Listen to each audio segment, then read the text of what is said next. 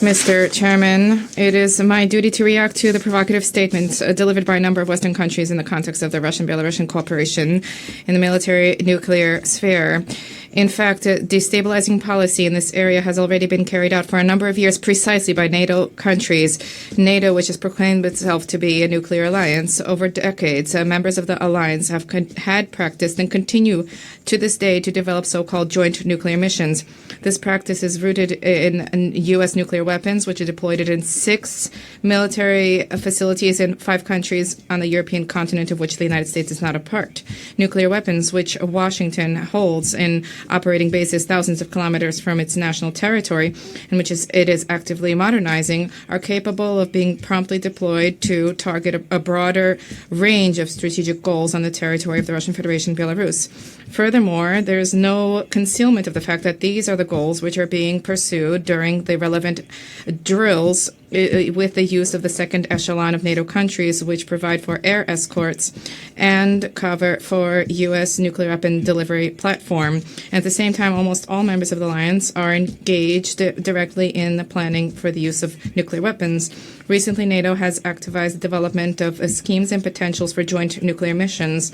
Specifically, the geography of nuclear weapon presence of the U.S. and Europe is being expanded, and that of a number of countries which have been delegated to deliver U.S. special munitions to goals.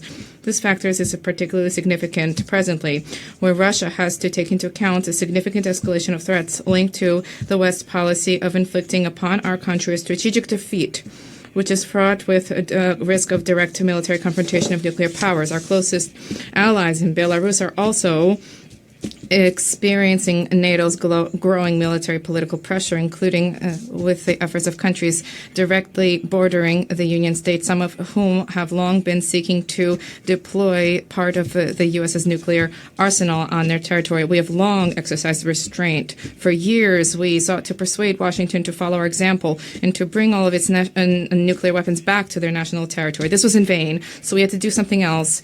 The response measures undertaken by Russia and Belarus are necessary and reciprocal in nature. They are adopted strictly in line with the deterrence approach, and they are calibrated, and they are not at all commensurate with the steps undertaken by NATO, which are being carried out on the territory of the 2 fraternal countries who are part of a single defense space. The consideration of the decision taken by Russia and Belarus jointly in the nuclear sphere is linked to the U.S. and NATO's pernicious policy as it seeks to undermine our security, and there's a need to remove U.S. nuclear weapons from Europe and to eliminate the relevant infrastructure.